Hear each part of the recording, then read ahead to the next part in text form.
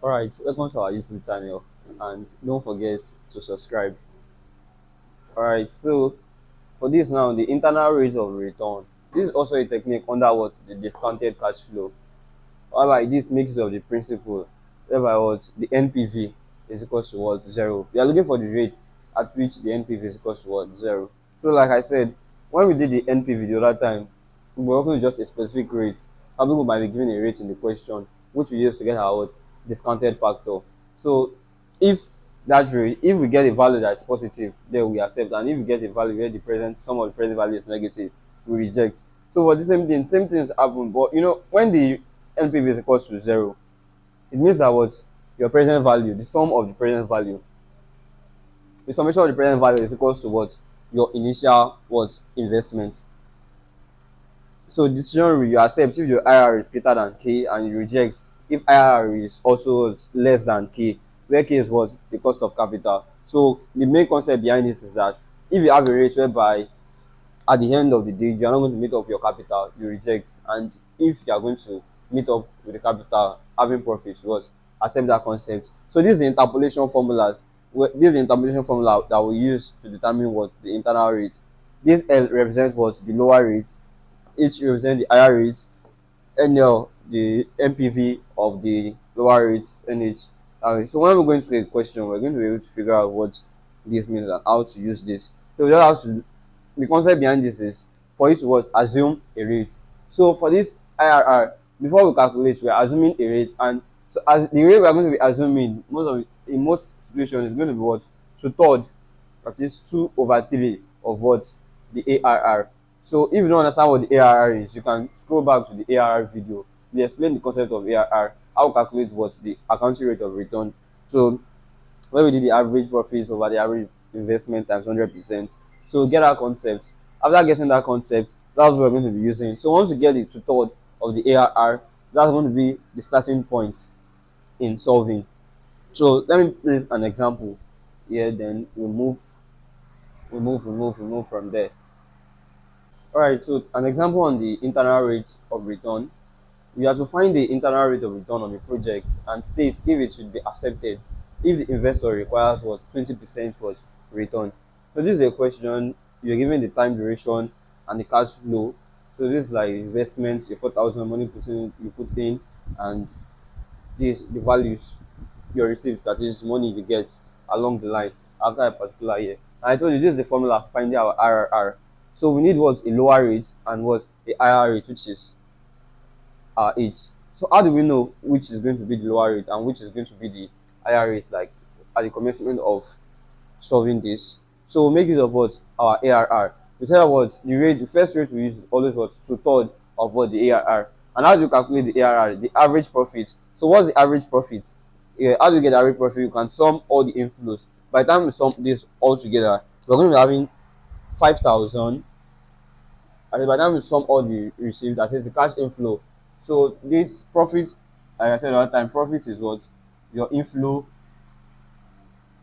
minus what? The depreciation. So your inflow, the sum of this is going to be what?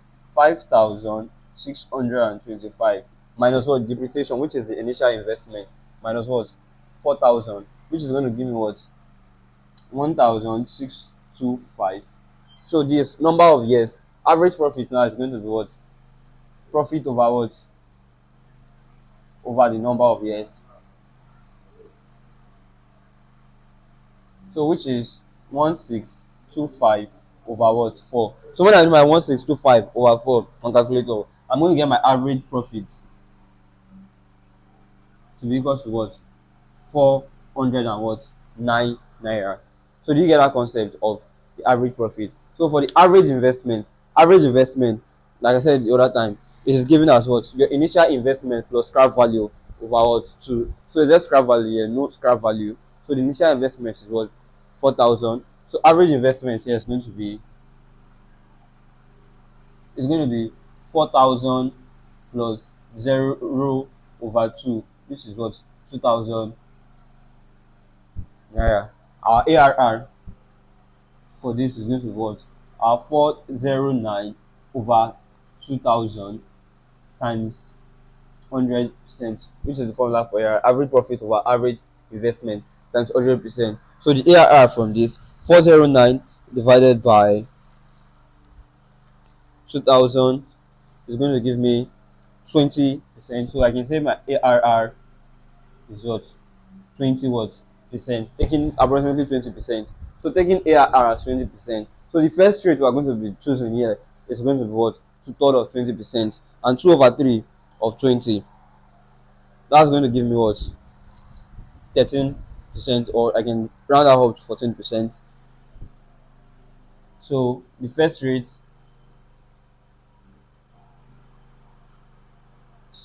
taking 14% as the first rate, you can go with 13%, whichever, or 14%. So what am I going to do? I'm going to calculate what the present value of all this inflow at 14%. So the same way I did the net present value, the same way we calculated that, that's the same approach we are going to be using in this also. So we're taking our rate as 14%. The first thing we need to look for is what? The discounted factor at 14%. So we can draw another thing. So this is going to be like another table after calculating your ARR. You draw this table back, your cash flow. Then this, what are you having here? You're going to have your discount factor, that is at 14%. So how did I, for this particular one, I say for year zero, your discount factor is always what? 1, this way. So for this particular one, how do you get your discount factor? It's going to be what? 1 over, remember the formula, 1 over 1 plus r raised to power n. So the r here is going to be what? 0.14, that is 14 over 100. So that's going to be 1 over, first one is going to be 1 divided by 1.14 raised to power 1, which is going to be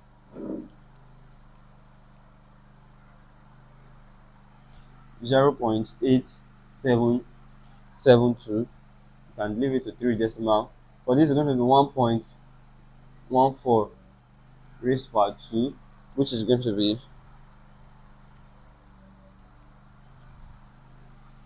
0.769. This is 1 over 1.14 raised to power 3, which is going to be 0.675, and this is going to be 1 over 1.14 raised to power 4, which is going to be 0.592. So the next thing we do is was calculate what the present value is. The present value for this is still going to be what? Our 4,000 this way, which is negative. For this, what's going to be the present value of this 1,200 is going to be 1,200 times what? 0.877. So this, we're going to have this as 1,052.4. So the next one this way is going to be 1,000, that is this times this is going to give us 1,084. The next, this times this to get the present value is going to give us 1,266, and this times this is going to give us what? 681. So you can just round this up to 1, just take out the decimal, and you can get the approximate solution also by calculating this. So how do we get the summation, the sum net present value? That is, we sum all this minus this. So this is going to give us what? A net present value, NPV of what? 83. So that is at the discounted factor of what? 14%. Our net present value is what? 83. So this 14%, is it the lower rate or the higher rate? How do you determine that? So you follow this condition to determine your rate. Alright, so we've gotten the NPV to be 83, that is at rate 14 here. So how do we know if this 14 is going to be our lower rate or the higher rate? So look at these conditions I have here. If your NPV is positive, then it's what? Your lower rate. And if NPV is what? Negative, you take that as what? Your higher rate. So taking 14, for instance, in this case now, 14 is giving us a positive NPV. So we need to interpolate that, okay, let's move higher so that we can get a negative rate. Should we go for 15? It's going to be risky to go for 15 because the limit between 14 and 15. So you can choose a next NPV. If we should choose 15, if we are still getting a positive NPV, definitely the internal rate of return is not between that value. So you'd have to go higher a bit. So we can assume 16% or 17% as the next rate. But taking 16%, for example, what we're going to be having here is going to be similar to this. We have a new present value. Our rate here is going to be 1.16, 1.16. That's in it. So that's the only change that we're having in this. 1.16, 1.16 raised to power 2, 1.16 raised to power 3, and 1.16 raised to power 4. So we need to calculate the new values for this. So doing that on calculator, the rate, the discounted factor, for the first one is always going to be 1. For the second one is going to be 0.862. For the third one, we're having this to be 0.743. This is going to be 0.641, and the last is going to be 0.552. So what else do we need to do? We need to get the present value when the discounted factor is at what? 16%. Please don't forget that, at 16%. So multiplying this by this, we have this to be what? 4,000. This times this, we have this to be what? 1,034. We have this to be 1,048. This to be 1,202, and this to be 635. So what else do we need to do? We need to what? Calculate what? The net present value. So the NPV at this point now is equals to 81 minus 81, mind you, that's why it's in brackets. So we've gotten the NPV at this point of what? Minus 81. So you need to know that when you're interpolating your NPV value, one has to be positive and one has to be negative. So since this is negative, it is what? Higher rate. Our higher rate is what? 16, and lower rate is what? 14%. So we can what? Slot all that into what? The formula for our IRR. Mind you, when you do the steps, let me recap again on the steps. The first thing you have to do is calculate your ARR. After getting your ARR, you do what? 2/3 of the ARR. So if you solve the 2/3 of the ARR, if the value you are getting a positive, when you work with the rate, discounted factor rate, if you get a positive NPV, it means that the next NPV you are going to assume is going to be what? Of the higher rate. But if you should get a negative at your first trial, the next discount rate value you are going to assume is going to be of a lower rate. So getting a lower rate at 14%, and you can still recall the value of the NPV, which was 83. Slot that back into the formula. So our IRR is going to be given as what? IRR, let me record the formula, as is your lower rate plus the NPV of the lower rate over NPV of the lower rate minus NPV of higher rate. All this times what? The higher rate minus the lower rate. Just bracket this way. So IRR, our lower rate, which is 14, is going to be 14 plus NPV of the lower rate. What was NPV of 14? That was what? 83. So this is going to be what? 83 over what? NL minus LH. NPV of the lower rate, which was what? 83 also, abi? So look at this now. Minus 81. Don't forget this. Minus 81. So that's going to be what? Plus 81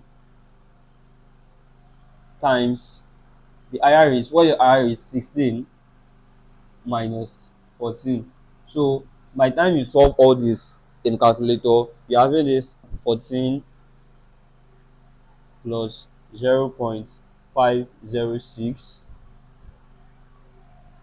times 2. So all this should give you what? Your 15.01%. So our IRR is what? 15.01%. So you can see that from the question. The question says that should it be accepted if it requires what? 20%. So you can say it requires 20%, but the internal rate 20% is what? Greater than 50%. So I feel this project should be what? Rejected. Because any rate higher than 15%, you are always going to be having what? A negative NPV value. That's what this concept is about. That is, the best rate you can work with is a rate lower than what? 15%. So if you get a rate higher than 15%, you are running at a loss. So that's just the basic concept behind your internal rate of return. And if you have any question, you can ask in the comment section below. Alright guys, welcome to today's course on IPE 505 Engineering Economics. Make and buy decision. Make and buy decision is the act of choosing between manufacturing a product in-house or purchasing from an external supplier.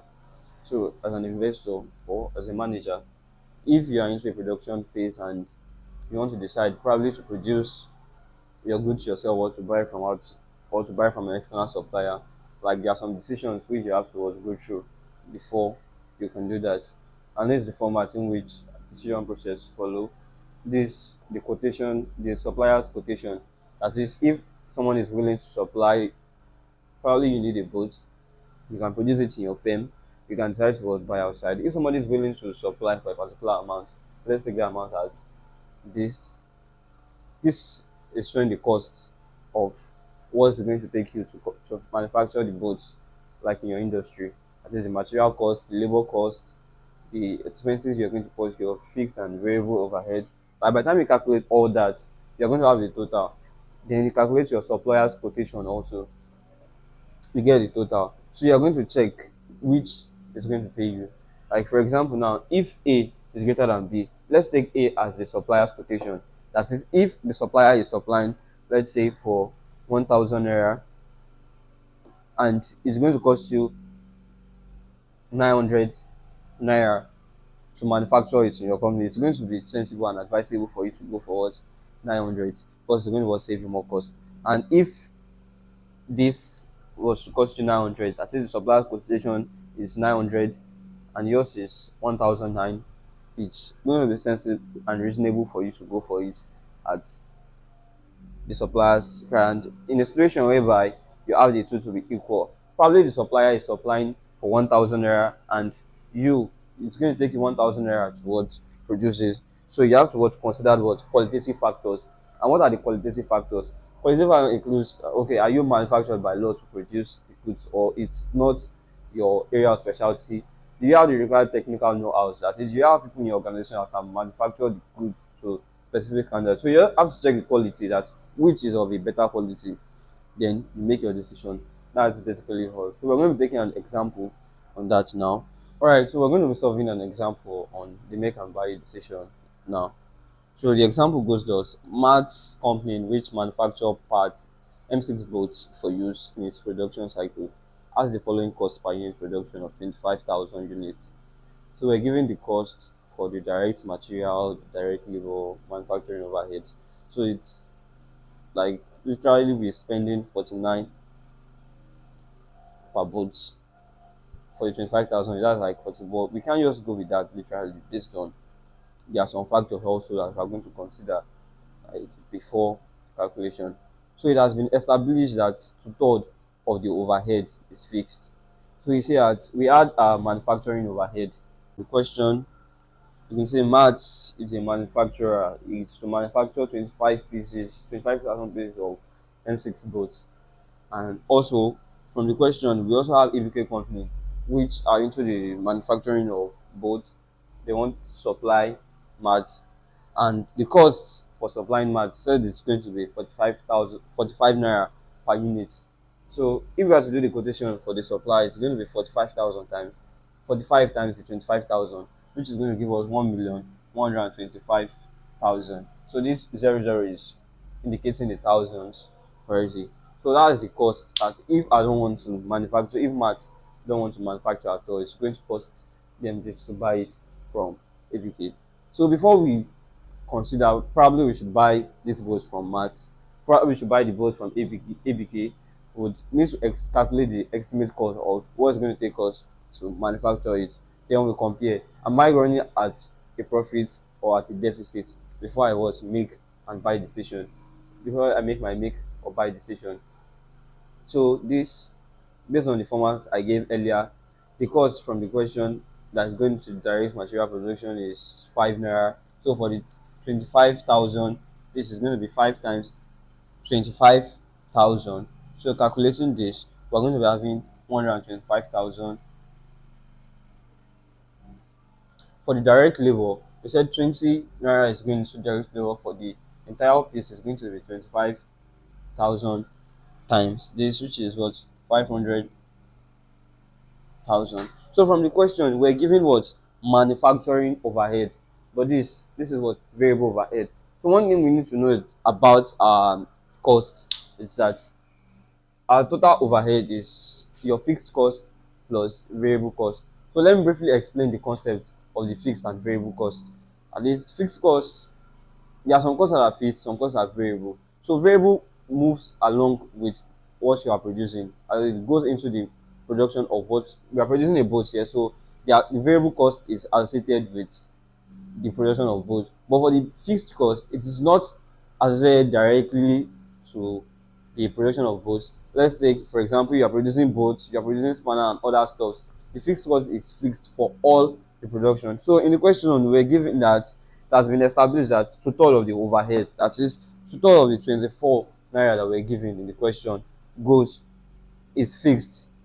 So if total is fixed, one third of the overhead cost is going to be variable, because we know our fixed cost plus variable cost is equal to the total overhead. So we can say this, our variable overhead now is going to be one third times 24 times 25,000, which is going to give us 200,000. For the opportunity cost that I put here, additionally in the question, we're told that if I offer this out to ABK to manufacture for me, I can lease out some of my equipment for 65,000 naira, that is for rent. I can rent out some equipment for 65,000 naira. If I'm to manufacture this myself, I'm not going to make this profit because I'm going to be losing this amount. So I can just factor that as a cost that, okay, yeah, I'm spending this. Instead of making this money, I'm losing this also. And for the eliminated fixed head, so like I said initially, that is from our manufacturing overhead, which is the fixed cost plus the variable cost. We said the variable is one third and the fixed is two third. So out of the two third of this is going to be one third of 24 is 8, so two third should be 16.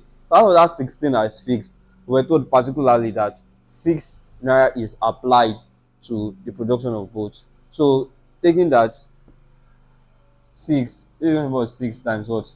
25,000. So looking at all this analysis, this is prices are going in. If I'm to manufacture this, 6 times this is giving me what?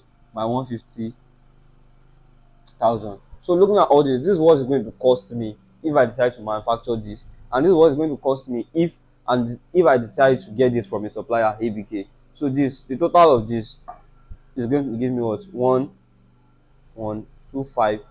Why the total of this? That is when I sum all this together. Sorry, you don't have to even indicate your thousand since you indicated this initially. So this is going to give me a total of what? 1,000, 1,040,000.